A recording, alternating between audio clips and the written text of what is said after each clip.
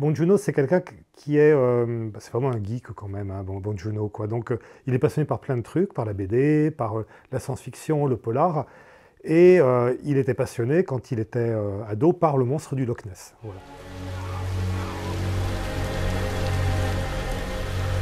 니들 방금 봤냐?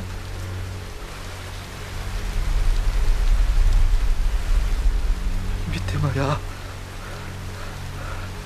물속에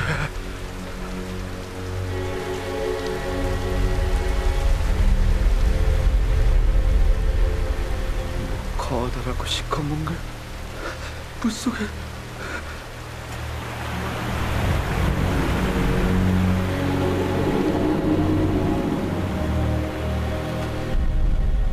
The Host, c'est le troisième film de Bong Joon-ho, mais en fait, c'est il en a l'idée après Barking Dogs Never Bite. Hein. Donc il va voir un producteur et son pitch c'est le monstre du Loch Ness en Corée, à Séoul. Voilà. Et donc le producteur bah oui, il dit voilà, c'est une bonne idée, on va le produire. Et entre-temps, il fait Memories of Murder, qui est un énorme succès en Corée. Ce qui lui permet d'être bien plus pris au sérieux, évidemment, avec son histoire de monstre du Loch Ness. Et il était passionné, quand il était ado, par le monstre du Loch Ness. Voilà. Et donc il regardait par la fenêtre de sa chambre, hein, il voyait le fleuve Han hein, qui traverse Séoul avec les ponts, etc. Et un jour, il regarde, il voit une créature qui émerge de l'eau.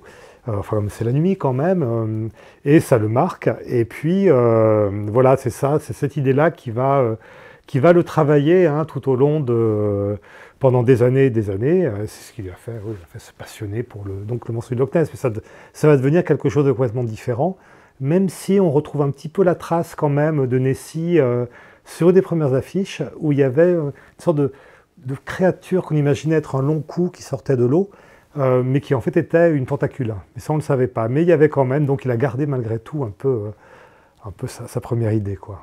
La création du monstre, ça vient vraiment d'un très très long travail à lire des livres de biologie, hein, chercher des animaux un peu étranges du côté des insectes, mais surtout d'animaux marins qui vivent dans les grandes profondeurs, et surtout lui donner une personnalité. C'était ça en fait. Hein. C'était moins la forme du monstre elle-même, que la personnalité qui allait un peu animer cette forme. Donc il fallait qu'il soit grand, mais il ne fallait pas que ce soit Godzilla, en fait. Hein, ça ne devait pas être une patte qui écrase des immeubles. Il fallait qu'il ait une taille concevable, un peu comme un très gros éléphant, par exemple.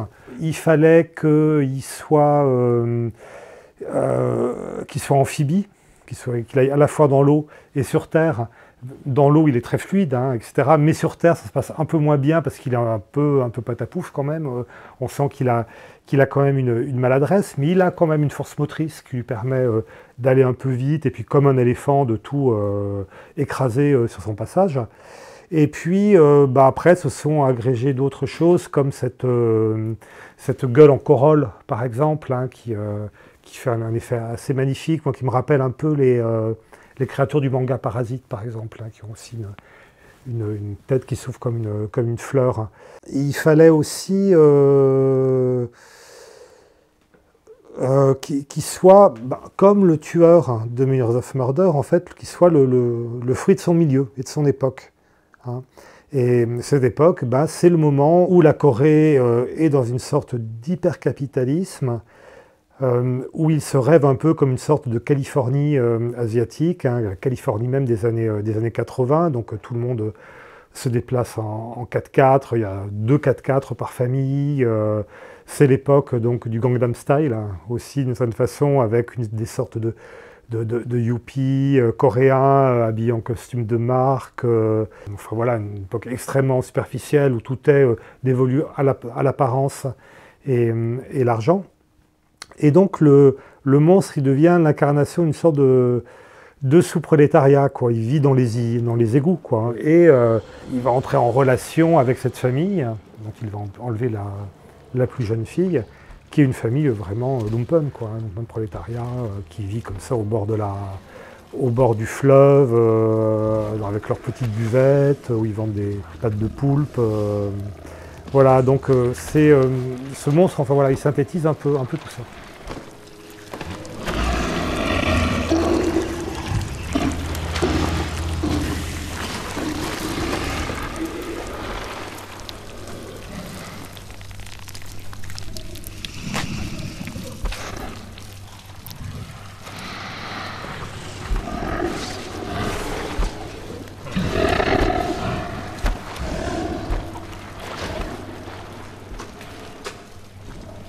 La texture de la créature, hein, c'est très composite, parce qu'on est vraiment au début des effets spéciaux numériques.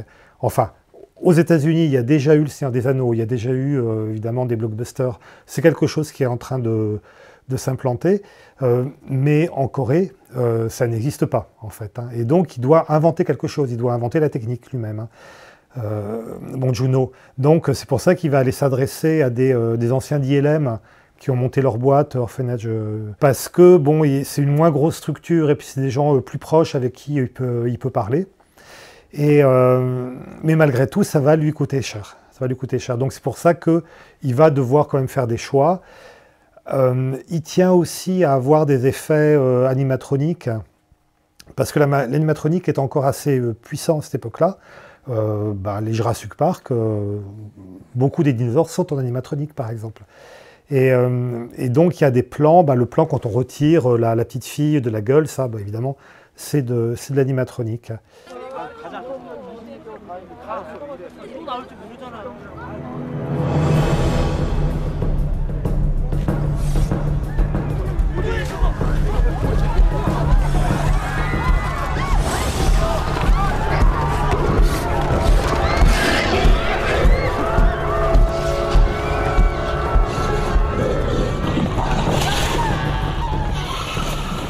Ce que montre Bong Joon-ho dans le prologue, d'abord, c'est comment ce monstre il est né de la pollution. Et pas n'importe quelle pollution, une pollution qui vient des bases américaines, où un militaire, un gradé, dit à son aide, qui est coréen, il lui dit il y a des flacons, il y a des bouteilles remplies d'on ne sait pas trop quoi, ça encombre, ça prend la poussière, jette-les dans l'évier. Et donc ce produit va s'échapper dans le fleuve et de mutation en mutation, hein, créer le monstre. C'est un reflet de l'implantation américaine en Corée, hein, puisque donc l'Amérique se vit un peu comme le grand frère des Coréens pour les protéger de la Corée du Nord. Et ça met toujours la Corée dans une situation très ambiguë, parce que il y a une très large partie de la population qui aimerait se débarrasser de cette présence américaine, mais le contre-coup, c'est être laissé un peu sans défense. Mais est-ce qu'il le serait tant que ça, sans défense? Est-ce que justement, c'est pas c'est pas justement quelque chose qui est beaucoup plus mental que réel? Bon, alors ça, je peux pas répondre à ce genre de questions, qui sont des questions très géopolitiques en fait. Hein. Mais en tout cas, la Corée du Sud a toujours tenu à avoir de bonnes relations avec les États-Unis.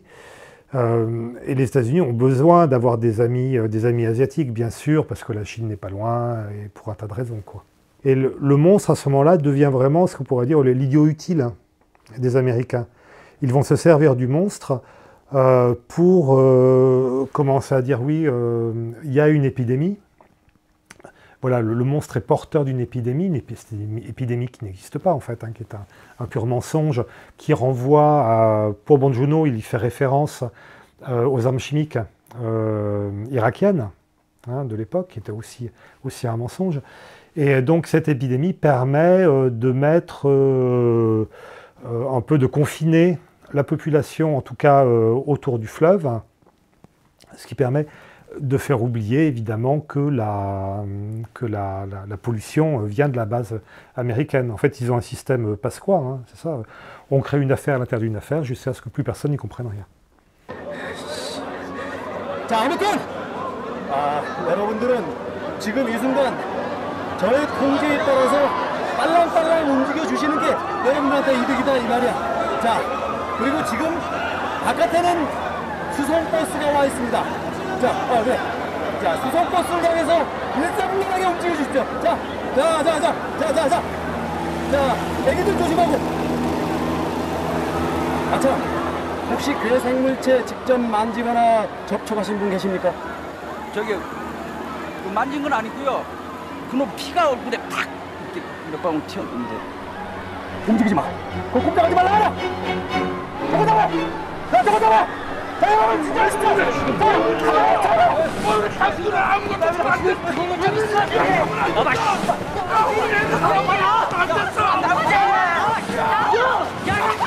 안 돼. 야, 걱정 마. 나도 그냥 간다니까. 거기 안 서. 31번. 빨리 손 안 나. 뉴스 10번입니다. Les Américains sillonnent le bord du fleuve avec des camions qui envoient une sorte de désinfectant, en tout cas, hein, pour enrayer la maladie, enfin qui s'appelle l'agent jaune, donc ce qui fait référence aussi à l'agent orange vietnamien. Et à la fin, cet agent jaune est bombardé sur les manifestants, ce qui montre en fait ce qui veut être étouffé, ce qu'on veut guérir ou soigner. C'est pas cette maladie imaginaire, mais c'est la contestation, enfin la contestation de la jeunesse surtout. Alors le vrai héros de The Host, c'est une famille en fait, hein, avec son Kango qui fait le fils, très très gaffeur, pas très éduqué, un peu bête quand même, il faut le dire. Hein. Le père qui est le patriarche, hein, comme le bon grand-père, qui a fait la guerre aussi, donc il a une sorte d'entraînement qui va révéler un peu militaire. La fille qui est une championne de tir à l'arc, mais qui ne gagne jamais que des médailles de bronze. Hein. Et le fils, le deuxième fils, qui est un ancien militant pour la démocratie, et qui ne trouve pas de travail, qui est au chômage, un peu alcoolique, et qui est extrêmement désabusé sur la situation politique de son pays. Et puis la cadette de la famille, donc une adolescente, qui elle représenterait quand même l'avenir aussi. Hein. C'est une jeune fille qui est extrêmement intelligente. On sent que c'est elle qui prend soin de son père, hein, plus que l'inverse. Et on va voir qu'elle a des capacités d'adaptation et de générosité aussi énormes. Donc toute cette famille dont il manque la mère, par ailleurs, est complètement éclatée dans tous les coins. Et lorsque l'adolescente, la collégienne se fait enlever, là, elle va se réunir et elle va former en fait un organisme, c'est ça. Hein. Alors qu'on a l'impression que chacun est bon à rien. Une fois qu'ils sont réunis, c'est un peu comme une équipe de super-héros, en fait, où chacun va avoir un talent particulier. Par exemple, celui qui était militant, c'est quand même un as du cocktail Molotov. Donc il va lancer un cocktail Molotov, mais manque de peau, il y a le chiffon qui tombe par terre, mais la sœur le ramasse avec son arc et va le tirer dans l'œil de la créature. Donc chacun s'additionne. Ils forment vraiment à ce moment-là vraiment une famille, quoi. Mais une famille, je dirais invincible. Mais ça aussi, c'est le côté très populaire de Bong Joon-ho. C'est la personne, je pense, la moins snob que je connaisse. On voit, il a comme une gentillesse, générosité avec ses fans, avec tout le monde. C'est quelqu'un qui vient d'une Corée vraiment cinéphile et populaire. Et c'est des gens qu'il connaît, en fait. Hein. C'est les gens avec qui, c'est les vieux messieurs coréens avec qui il a grandi, c'est ses camarades d'université qui n'ont pas trouvé de boulot, alors qu'en effet, ils ont créé la démocratie par leur manifestation, après s'être pris des coups sur la tête de la part des flics. C'est eux qui ont imposé la démocratie. C'est ces types un peu largués qui passent leur temps à boire des dizaines et dizaines de bouteilles de soju, mais qui ont très bon cœur aussi, et ainsi de suite. Et puis, c'est ces jeunes filles, évidemment, à qui il appartient de prendre la suite, en fait, dans le pays, hein, d'être les futures coréennes qui vont encore faire avancer les choses. Il est vrai qu'on est très surpris par la fin et la mort de Yeon-soo, qui est par exemple quelque chose d'impossible dans un film américain. C'est complètement impossible. Évidemment, c'est une fin très pessimiste, mais quand même, la jeune fille permet à l'orphelin de vivre aussi et de retrouver une famille. Voilà, donc ça c'est le côté mélodramatique de Bong Joon-ho. Alors il y a différentes sortes de mélodrames dans le film. Tout film de famille est un mélodrame. Et Bong Joon-ho, au moment quand même, il se moque beaucoup du cinéma familial coréen avec une scène de funérailles. En fait, c'est dans le gymnase où tous les disparus sont affichés. Et donc il y a une des scènes qui est quand même les plus irrésistibles de son cinéma, où la famille va commencer à hurler, à pleurer, à se tordre sur le sol, à se monter dessus. Enfin voilà, donc ça c'est vraiment une parodie de tous ces gros mélodrames coréens. Mais au final, c'est un vrai mélodrame. C'est-à-dire que la fin, évidemment, elle est extrêmement émouvante. On pleure à la fin lorsqu'il va retirer le corps de sa fille. Et on est ému aussi par des détails. Par exemple, il se sert d'un panneau pour attaquer le monstre comme un peu Saint Jean attaque le dragon, quoi, avec une lance, quoi. Et il y a le rond du panneau qui est incrusté dans sa paume, qui est un peu comme la blessure, enfin intime, hein, que va lui causer la mort de sa fille. Et ça, c'est vraiment tout le talent de Bong Joon-ho, de faire à la fois des scènes qui sont extrêmement amples, très spectaculaires. Je pense à cette fin avec où on a à la fois les manifestants, les espèces de bonshommes en papier, etc. L'armée qui envoie l'agent jaune, la fumée jaune, etc. Donc ça, c'est des scènes, je trouve qu'il a une maîtrise absolument incroyable pour faire ça. Et à l'intérieur de ces scènes, il va aller trouver un détail, quoi. Un détail qui va nous marquer, dont on va se souvenir, on se souviendra après avoir vu le film, quoi. Et pour moi, il n'y a peut-être que De Palma qui arrive à faire ça, en fait. Avoir cette maestria, à la fois des scènes extrêmement grande ampleur, avec un usage du ralenti extrêmement musical, et puis tout ça n'est travé que par une seule chose, l'émotion. Je pense à la fin de Blowout, par exemple, qui pour moi ressemble beaucoup à celle de The Host, hein. On a aussi un personnage qui court à travers une foule pour aller sauver la fille qu'il aime, et quand il arrive, elle est déjà morte, quoi. C'est des choses qu'on peut rapprocher aussi. C'est vrai qu'on peut penser aussi à la guerre des mondes de Spielberg, hein, avec l'attaque des tripodes. On a l'impression que Tom Cruise, c'est le héros juste parce qu'il n'a pas été tué au hasard, en fait, hein. Voilà, c'est juste ça. Et là, c'est pareil, on va choisir comme héros celui qui est le moins qualifié pour l'être, hein, donc le personnage de Song Kang-ho. Et il y a aussi ce jeu avec le détail qui est très, très amusant, parce que bon, il y a cette histoire de la tentacule de poulpe qu'il a mangé, et puis on a l'impression que, ben voilà, comme il a fait cette mauvaise action, en fait, ce qui va sortir de l'eau, c'est une créature pleine de tentacules qui va l'attaquer, en gros, quoi. En fait, c'est pas seulement l'attaque du monstre sur les berges de la rivière Han, c'est évidemment très spectaculaire. Et d'ailleurs, on est étonné pour un film de cette époque-là, 2005, de voir que 20 ans plus tard, avec tous les progrès technologiques, etc., de voir que ça marche encore impeccablement, que le monstre est magnifique, qu'on ne voit pas un défaut, par exemple. Mais en fait, tout ça tient uniquement avec la mise en scène, puisque bon, Bong Joon-ho n'a pas... il a été obligé, pour des questions de coût, quoi, d'abandonner les plans, par exemple. Mais je pense que ça... Je ne dis pas que ça l'arrangeait, mais ce n'est pas non plus un cinéaste de l'hyper-démonstration. Ça reste un cinéaste quand même qui travaille aussi le regard, le hors-champ, le contre-champ, etc. C'est-à-dire que pour lui, c'est moins important de montrer le monstre que de faire sentir qu'il est là, même si on le voit pas. Et il y a tout ce jeu de parallèle aussi entre Song Kang-ho et le monstre. C'est-à-dire qu'on les voit tout le temps, on voit tout le temps Song Kang-ho mettons au premier plan, et le monstre dans la profondeur de champ, et tous les deux vont aller en parallèle. Et même ils vont avoir des gestes, des attitudes communes. Par exemple, se casser la figure. Voilà, un se casse la figure et puis l'autre aussi. Donc, et c'est là où on voit qu'ils sont tous les deux quand même extrêmement maladroits. Un est inoffensif parce qu'il est juste à taille humaine, et l'autre est complètement destructeur parce qu'il est... c'est le propre des monstres géants, en fait. Ils sont pas méchants, mais ils sont trop gros, ils sont trop maladroits, ils vont trop vite, etc. Ou ils ont peur aussi, hein, parce qu'on sent que le monstre est paniqué. Il a une forme de panique aussi. Donc, c'est pas une créature totalement maléfique. Il va avoir plein de personnalités différentes. Aussi, il va devenir une mère possessive, avec les enfants qu'il enlève. Et donc, il y a, encore une fois, Bong Joon-ho, il est spectaculaire parce qu'il est émotionnellement spectaculaire, en fait, hein, parce qu'il travaille l'émotion autant que le spectacle.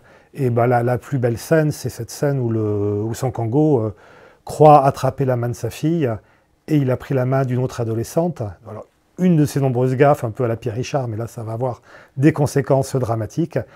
Et quand il s'aperçoit de ça, là, on sent une terreur et une blessure totale, quoi, chez lui.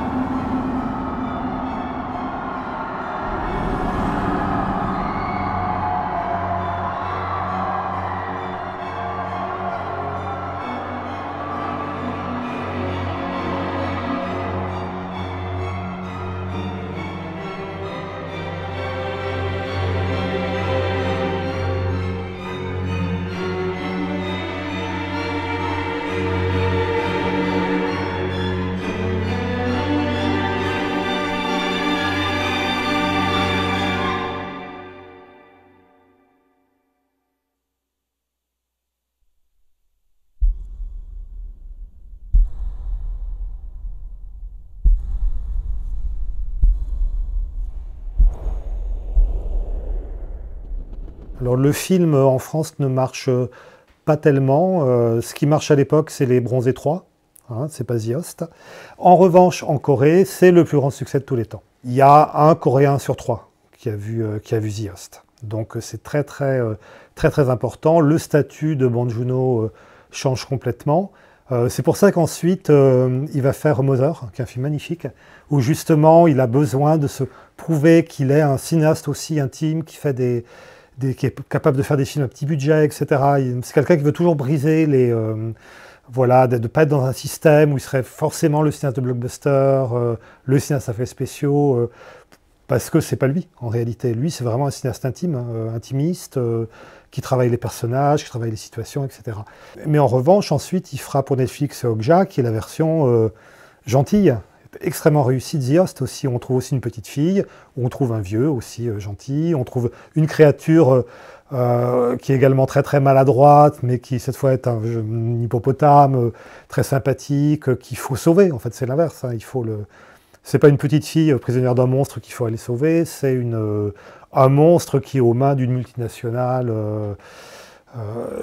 évidemment, de capitalisme sauvage, voilà, qu'il faut aller sauver. Donc voilà, c'est ce qui fait changer le statut de Bong Joon-ho. Et puis ensuite, il fera évidemment Parasite, où il est dans un pur cinéma de mise en scène.